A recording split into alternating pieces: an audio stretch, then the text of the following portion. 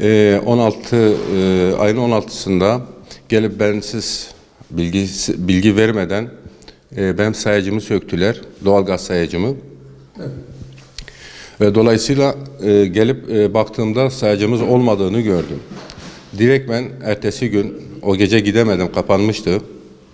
Gittim Sivadaş'a gittiğimde karşımda gişelerden numara almamı söylediler ve gittim.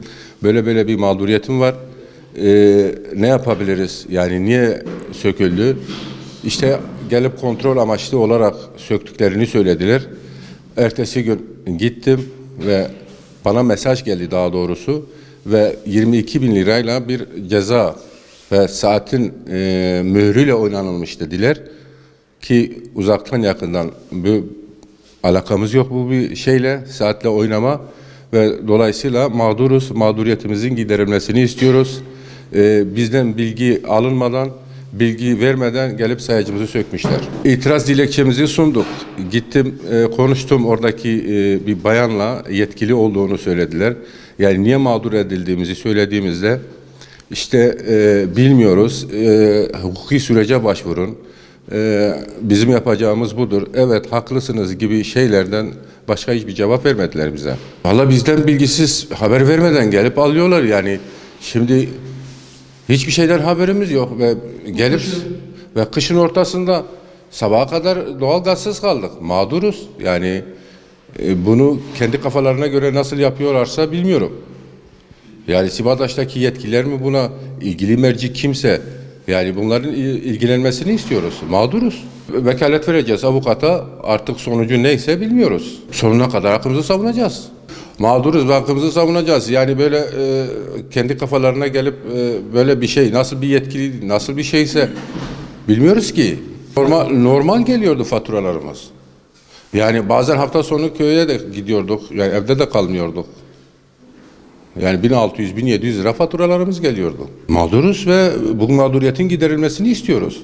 Yani gidip de sadece haklısınız, hukuki sürece başvurabilirsiniz diyebilirler mi ya? Bu böyle bir şey olmaz yani.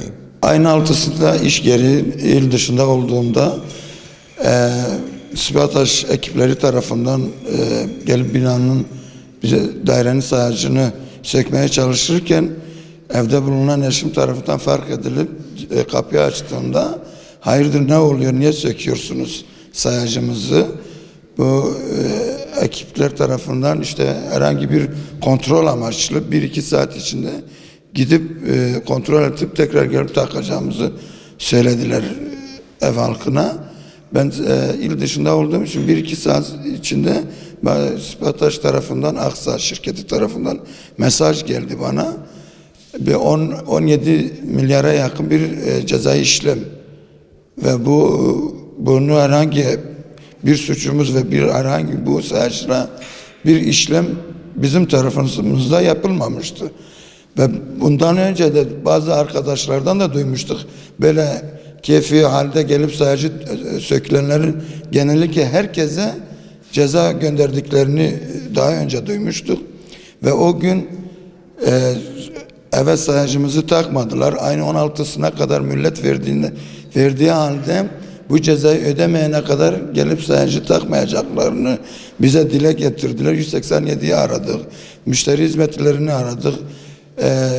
İl dışında olduğum için direkt ben Batman'daki Aksa şirketine gitmedim. 187 üzerinden şikayetlerde bulundum. Bu hangi yasada olduğunu, nasıl ev halkını böyle mağdur edeceğini, çocuk var hastalanacağını söylediğim halde bir türlü bu cezayı ödemeyene kadar sayacı takmadılar. Tabii o akşam ev halkı doğalgazsız kaldı. Ertesi gün ödedikten sonra taktılar. Biz bu şirketten şikayetçiyiz. Kendi kafalarına göre gelip nasıl bir sayacı söküp kendi kafalarına göre hiçbir delil göstermeden ceza kesmelerinden şikayetçiyiz ve savcılığa başvuracağız. Sonuna kadar da hakkımızı arayacağız. Yetkililerin de bu konuda daha duyarlı olmaları için Batman halkı ve bu vatandaşlara bu mağduriyeti yaşatmamalarını istiyoruz. Biz bu mağduriyeti yaşadı başka Komşularımız başka vatandaşlar yaşamasın.